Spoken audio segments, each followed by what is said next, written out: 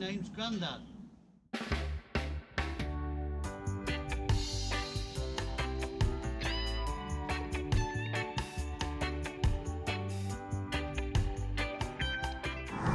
Hello, and thank you to everyone who sent messages last week. We're getting there. We're still not 100% right, but we're getting there. Little spell in hospital, steroids and antibiotics, and we're coming out the other end now. Your destination will be on the right.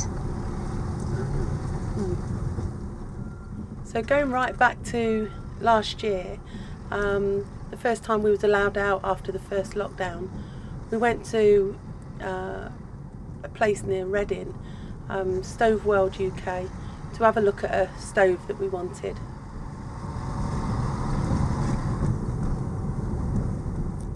Once we had chosen it, we then had to wait until the boat was built, really, and we were ready to fit it.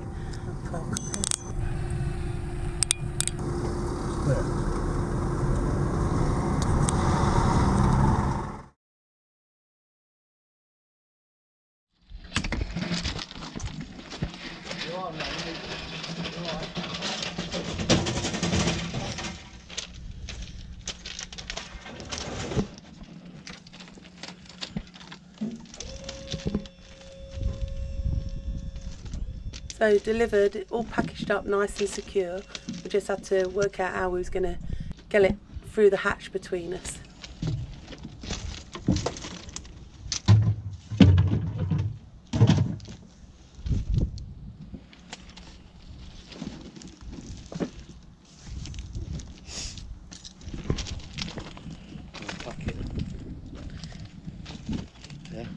Yeah, see if there's much.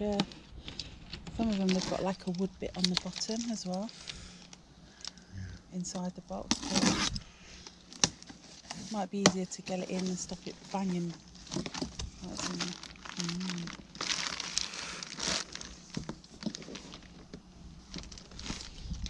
What do you think? In the box or out the box?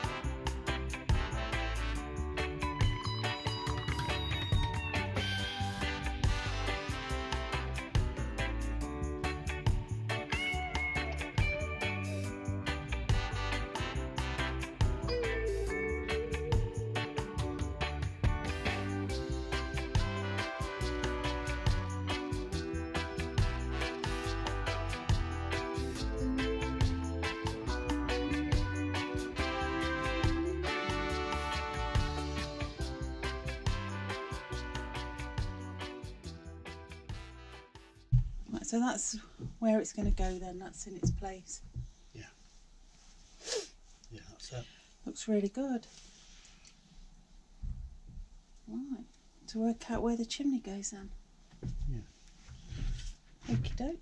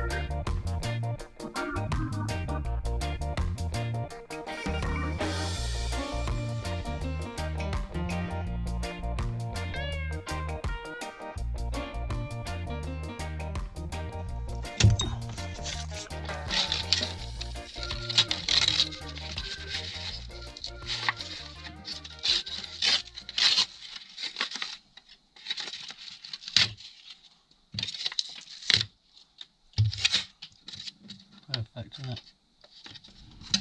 Is it nice and dry? Yeah. Just cold, yeah, but that's what it's supposed to be, isn't it?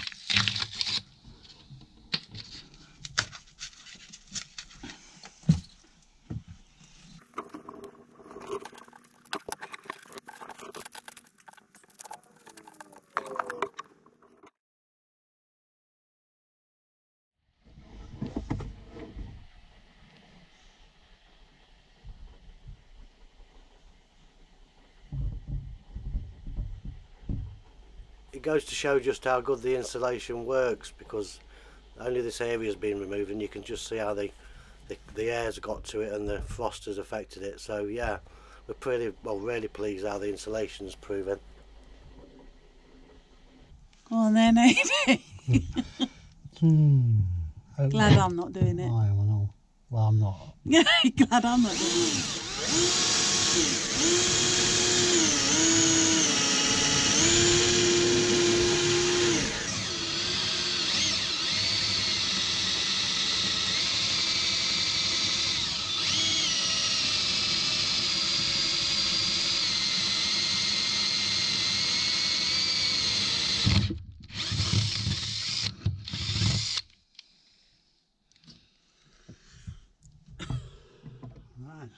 Right, that's definitely where it's got to go now.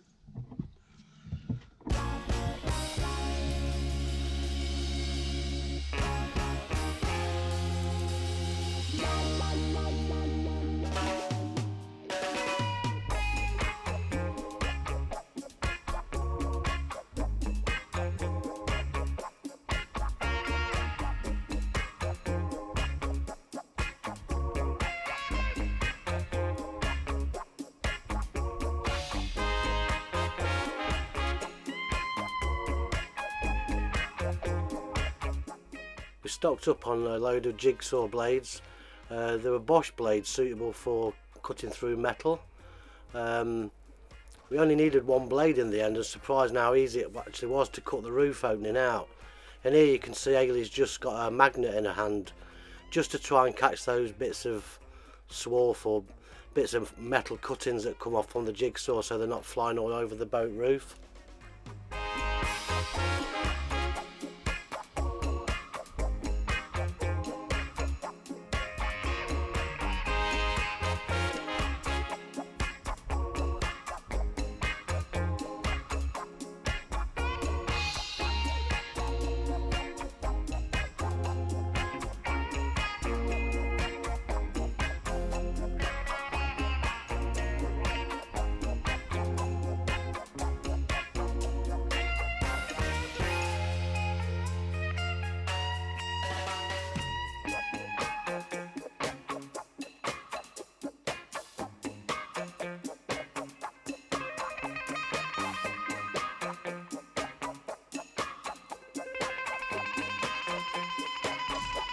Right, I'm ready when you are, Aid. I've got nothing catching it, I'm just going to balance it on the firmer wrap.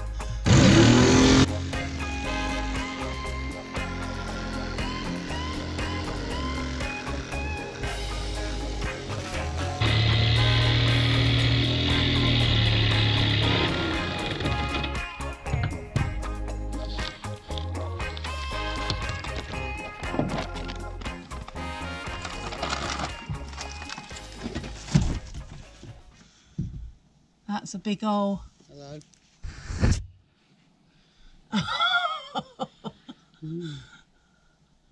No going back now? No. I don't want the fire here. I want it in a different place.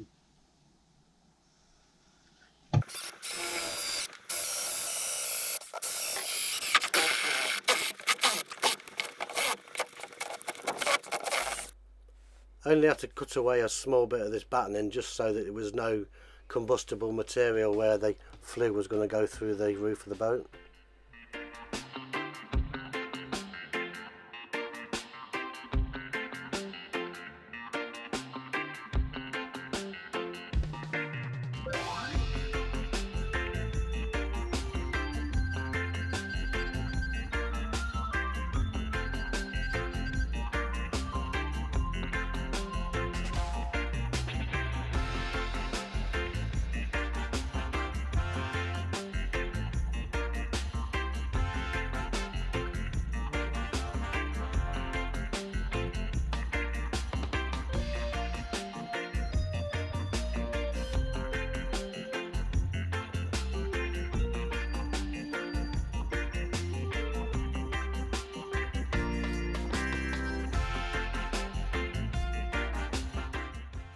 before the actual flue gets fitted, we're going to put these cast iron wedges in onto the roof, and basically all they do is they will now raise the flue up on one edge more than the other, so that when the actual flue goes into place, it's going to look straight from the rear of the boat. Otherwise, because of the curve of the boat, obviously if you just screw the flue straight to the roof of the boat, it'd come through at a funny angle. So yeah, these wedges were a great idea.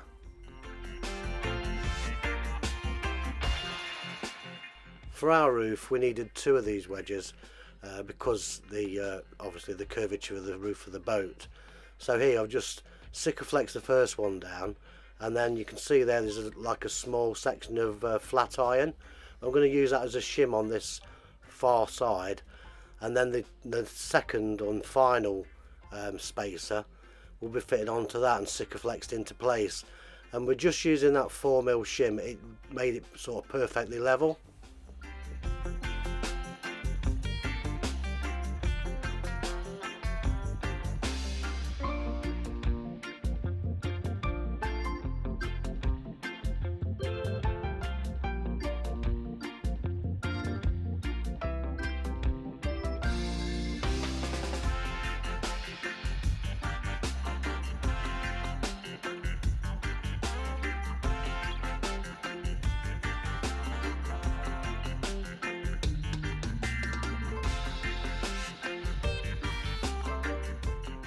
We brought all our flue from Aqueduct Marina in their chandlery.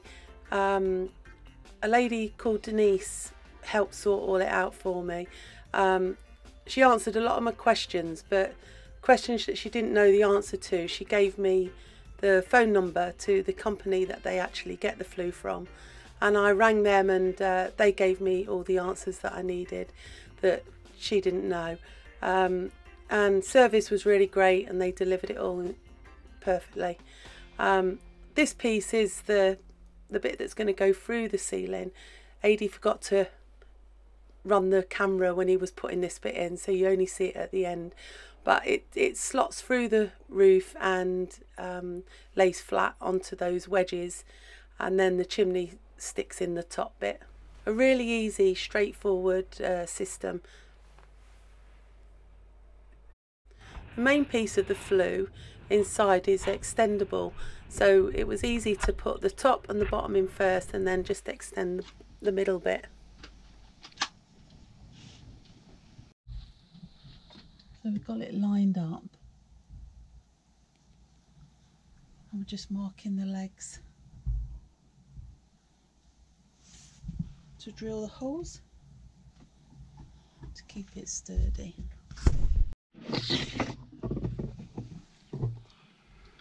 Cut the pencil down, paintbrush down.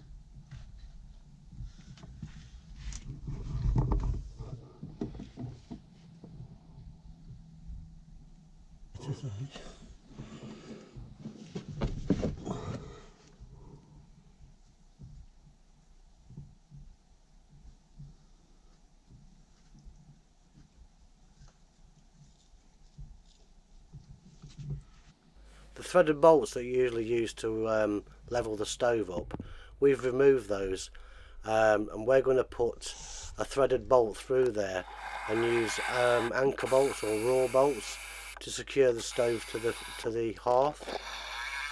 There are fixing that's used in a lot of like solid concrete structures and stuff, and the idea of them is that you can tighten the bolt into place into the whatever you're going to fix into, and then you can actually remove the bolt, put whatever you're going to fix onto it into place, and then bolt it through straight into the fixing. That's them there. We tried it on a few different bits of material, and we used them on the same stuff that the hearth's made out of, so we knew that they would work once we drilled the holes out. And then we just drilled the holes using a porcelain drill for the porcelain tiles.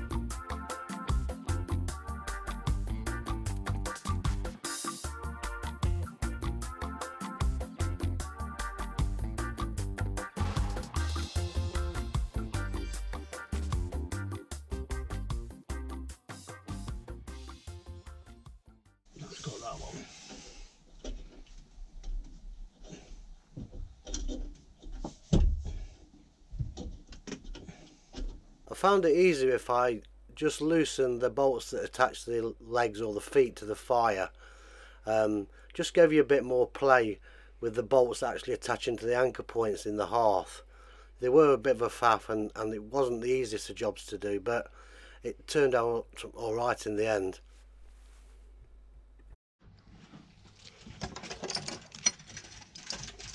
So on the bolts, when we bolted down the flue on the roof, we've put these in, and really it's just so we can attach a chain from these to the chimney handle, just in case the chimney gets knocked off, or when we do take the chimney off it doesn't roll into the canal. We can secure it all, but we're probably going to use those little loops on lots of stuff. I don't know what you call them, but yeah, they're good idea. Yeah.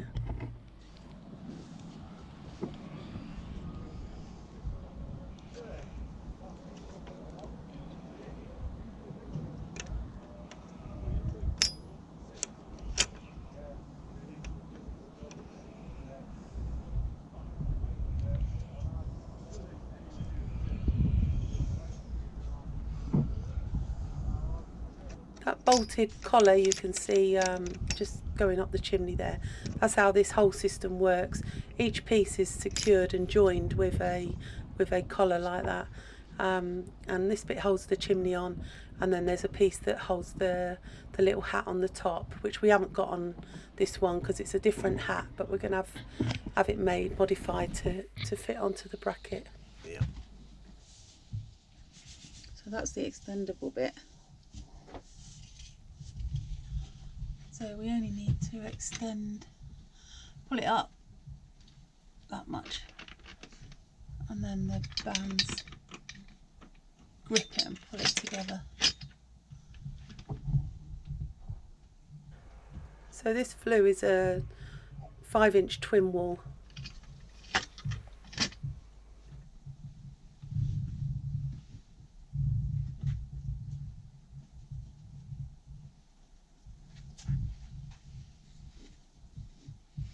Sort of like sits into the grooves.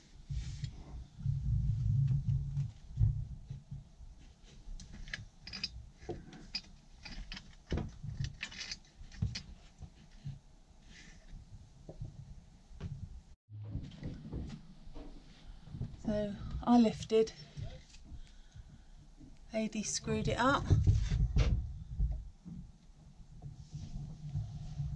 and all sealed together now. We're sealing around the flue collar with some fibre rope, or this is like a, I don't know, yeah, fibre rope, and then we're going to go over the top with this as well, so it'll all come clear in a minute anyway. So we've packed this one already down there, so I'm going to force that down now, down here, and then over the top of that we're going to wrap round with this 3mm fibre rope, and then we're going to finish it off with a seal round with some fire cement. I'm just trying to figure out a way to get these to go down at the moment without scratching my little paintwork I've just done. Yeah, it's a little bit problematic. I've just touched up all the scratch marks.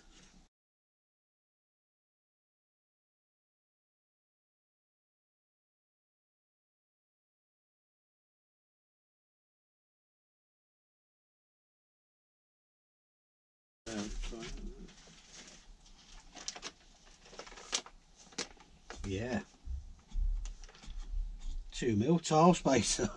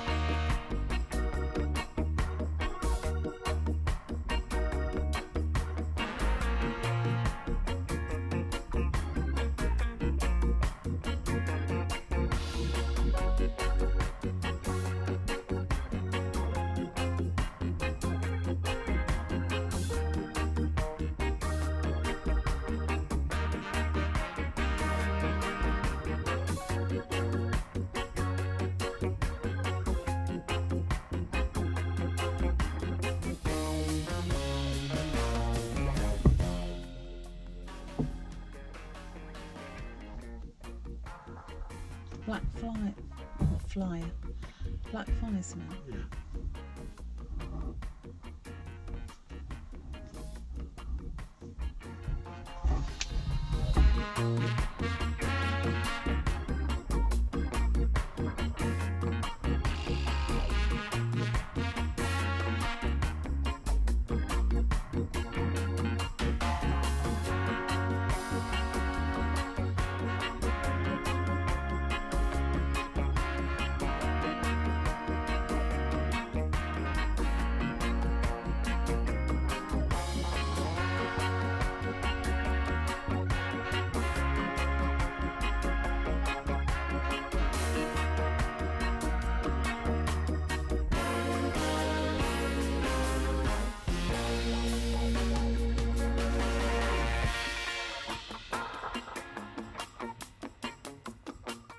First off, we just use the fire with just a few bits of kindling, 2 or 3 times really, just to bed the fire in without it being too fierce a heat on it.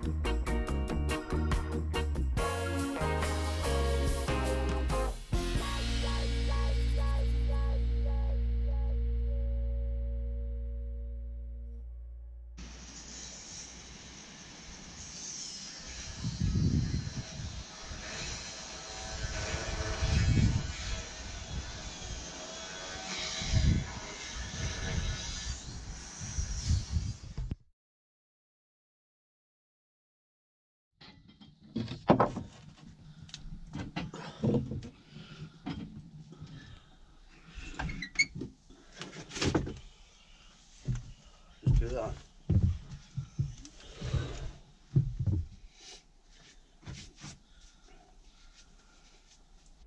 So we're trying lots of different things out at the moment.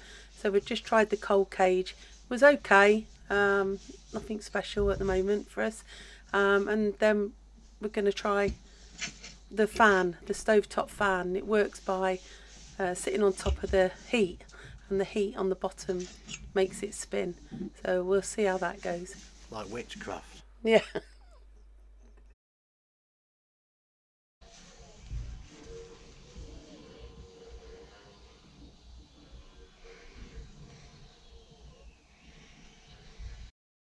Quite like these. Probably better if we wanted a fire quickly, I think. But we'll see. We was a bit obsessed at first. Just kept seeing what was hot, what wasn't hot, whether it was getting too hot.